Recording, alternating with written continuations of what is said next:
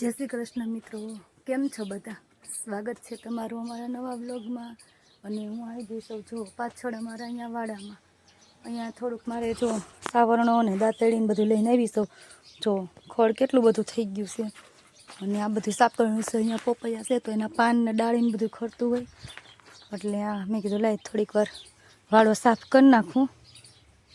જુઓ તમે બધા અહીંયા જો આ નાનું એવું હતું, મેં કે દિવસનો વિડીયામાં નથી લીધું. આ અત્યારે જો કેવડું મોટું થઈ ગયું છે. અને સરસ એવા જો ફૂલ આવે છે અહીંયા.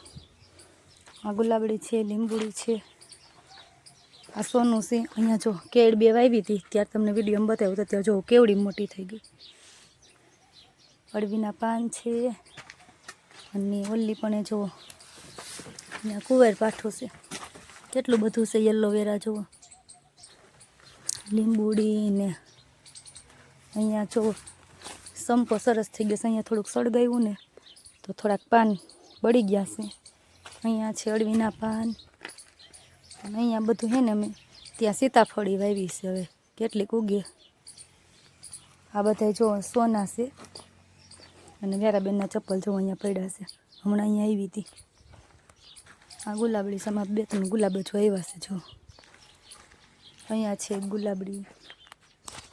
તો ચાલો હું સાફ કરી નાખું વાળું. ડ્રેગન ફ્રૂટ વાવ્યું છે સાચું. ઓલી પણ એને વધતું જ નહોતું, ત્યાં વાવ્યું હતું ને થાંભલી ખોડીને. તો અહીંયા પાછું અમે વાવ્યું છે ત્યાંથી કાપીને. હવે અહીંયા થાય તો કેમ ખબર ડ્રેગન ફ્રૂટ.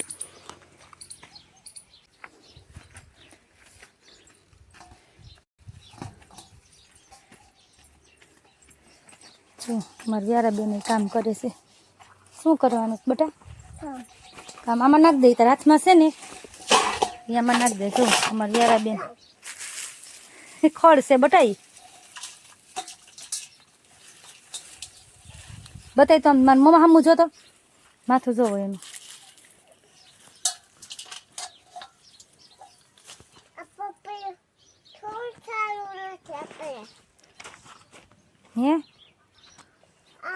હે જામફળ કોણ આપ્યા બટા? એમ બતાવી તો જામફળ છે. હાક હાલો. આંખ તો કેમ હાંકવાની હોય? ક્યાં જવું છે આપણે? ઋષિતભાઈ ઘેર જવું છે વેફર ખાવા? હે વેફર ખાવા જવું છે ઋષિતભાઈ ઘરે? હે તો ક્યાં ઓલી પણ જવું છે? પાદરામાં શું છે? જામફળ કોણ આપ્યા એ કેની મને? ડાગલો ને બાગલો ને જામફળ ને બધું જો પડ્યું. જો જો હાલે હાલો હાલો. જો અમારા વ્યારાબેન 6 વાગી ગયા છે, હાઈના રેડી થઈ ગયા છે. બતાય તે નયા નયા કપડાં બતાય તારા. તારે ક્યાં જવાનું છે? હે જમવા જવાનું છે. આજ મંગળવાર છે ને તમારી વ્યારાબેન છે ને ગોયણી થઈ છે અત્યારે સાંજે. ખીર ને રોટલી ખાવા જવાની છે. કેમ એમ ન કરે? આમ જો આમાં શું લખેલું છે? આમ જો બટન ને 1 2 3 4 કે તો બટરફ્લાય છે. આમ જો તારા આમ જો નાના નાના બટરફ્લાય છે બટા. મારા વ્યારાબેન ને છે ને ઓરેન્જ કલરનું પહેર્યું છે. કેવું લાગે છે કોમેન્ટ કરીને કહેજો. આમ જો કહી દે વ્યારા, આમ કરતા આમ કેતો બધાઈને. હાય વ્યારા બાન લેતા જવાશે જમવા.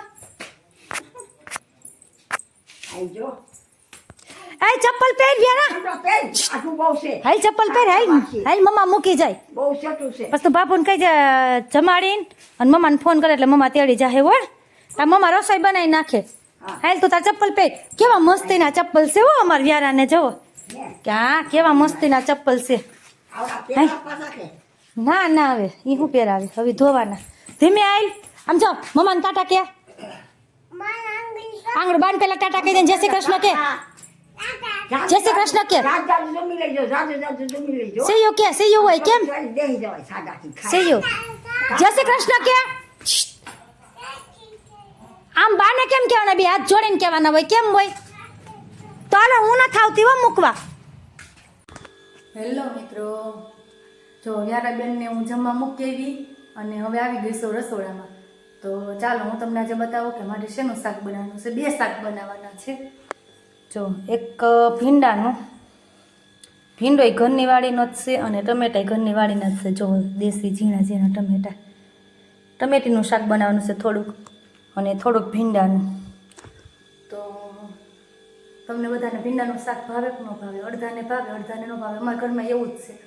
એટલે સાઈડમાં થોડુંક ટમેટાનું બનાવવું પડે. દેશી ટમેટીનું તો ખાટું મીઠું થાય એટલે એ તો થોડુંક તો બધાને ભાવતું જ હોય. તો ચાલો, તમને જો અમારો વિડીયો પસંદ આવે તો અમારી ચેનલને લાઈક કરો, શેર કરો ને સબસ્ક્રાઈબ કરો.